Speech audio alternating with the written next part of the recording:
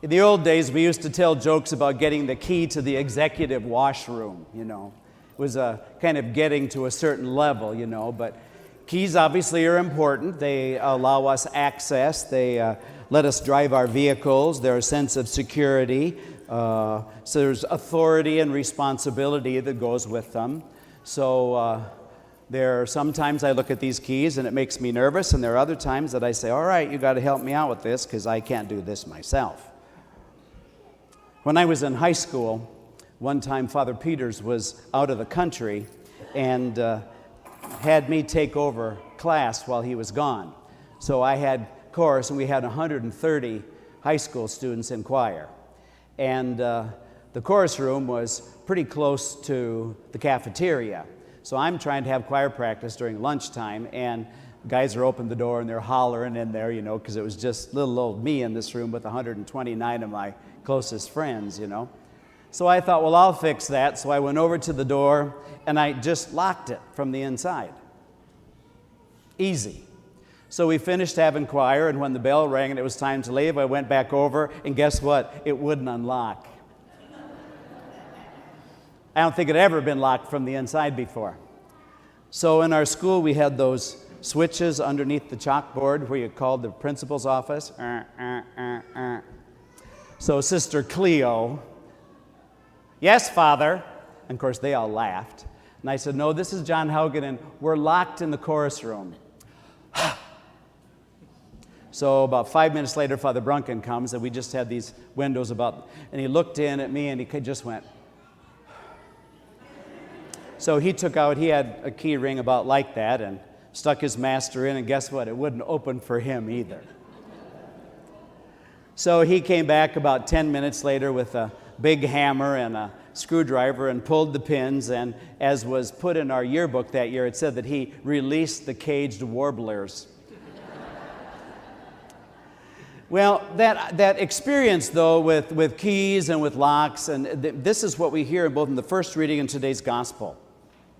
And so this idea, particularly in the Old Testament, about opening and shutting has a lot to do with responsibility and personal authority. And so as I was thinking about that, the gospel that we just heard, that Jesus says to Peter, you are Peter, and upon this rock I will build my church. And then he says this line about, so to you I will give the keys to the kingdom. And then he talks about whatever you bind on earth will be bound in heaven, whatever you declare loosed on earth shall be loosed in heaven. We as Catholics connect that with what sacrament? Penance, reconciliation, yeah. So you go in the box and you get loosed, freed from those things, okay? So that's how we look at the keys of the kingdom. Well, I want to take that just a step further this morning and suggest to us that Jesus gives that authority to all of us. That idea about locking and unlocking, opening and closing. And it has to do with how you and I deal with forgiveness in our lives. Forgiveness is a funny thing because if you've ever been really hurt or had a hard time forgiving, people have said to me millions of times, parishioners have said stuff like, well, Father, I just can't forgive her. And I say, well, you're 50% right. On your own, you probably can't. But with Christ, you can. If you say, Lord, I'm so mad at him, I'd like to smack him, you have to help me to forgive him, okay? Because I think that sometimes we think that something will happen in our lives, particularly if the hurt is deep, that we think somebody will do something to deserve our forgiveness, or somebody will do something to earn our forgiveness, or that someday you're going to wake up when you've really been hurt badly, and you're going to go, oh, I feel like forgiving her today. It ain't going to happen. Forgiveness is not a feeling. Forgiveness is not something that anybody deserves. Forgiveness isn't something that you earn. Forgiveness is a decision. How do I know that? I didn't invent that. Look at the cross. Jesus didn't forgive us because he felt like it. Jesus didn't forgive us because we deserve it, because we don't. Jesus forgives us for one reason, because he can. And I think that all too often we hear that scripture passage about binding and loosing and keys of the kingdom. We say, well, that's for God and the priest. but it's not. Because each one of us has that power and authority in our own lives in terms of our forgiveness of others. You know, how many times have I been at a wake and we're standing at the box and they're looking at grandpa or grandma or mom or dad or whoever it is who's laid out at the funeral home, and if I had a nickel for every time that somebody said, oh, I should have, I wished to have, I should have told her I was sorry about this, and it's too late. It's too late. And so we keep that together like we're some kind of a powerful person, and we think that we're really doing damage to somebody else by saying, well, I'm just not going to forgive her. Well, what you're doing is damning yourself.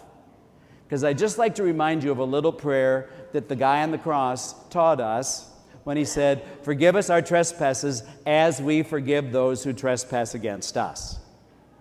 Now, I'm not saying this is easy. But you see, folks, forgiveness, our salvation depends on forgiveness. And so I really am convicted in my heart that on the final day, Jesus isn't going to bring out the tablets and check out the 10 Commandments.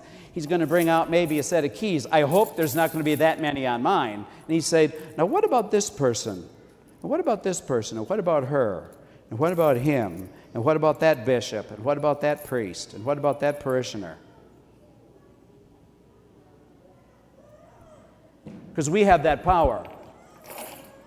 We have that power to bind or loose. And if we haven't done that, and, you know, I always pray for people, you know, that if I have got to know them well, and I know that they've got something that's really has just eaten them alive while they were living, and they die, and I don't have a sense that that's been reconciled. Because now God's got something to talk about. Maybe that's why we believe in purgatory, huh? Because when that just consumes us, it's like a cancer in us, not letting go. And there's so many people who are plagued by that. I worked in a treatment center, and it was amazing. The people that I worked with in the treatment center, there was approaching half of the people at least that I knew their stories personally who had become alcoholics, mainly because they hadn't forgiven a parent. That was really the fundamental reason. So dang mad at dad. Okay?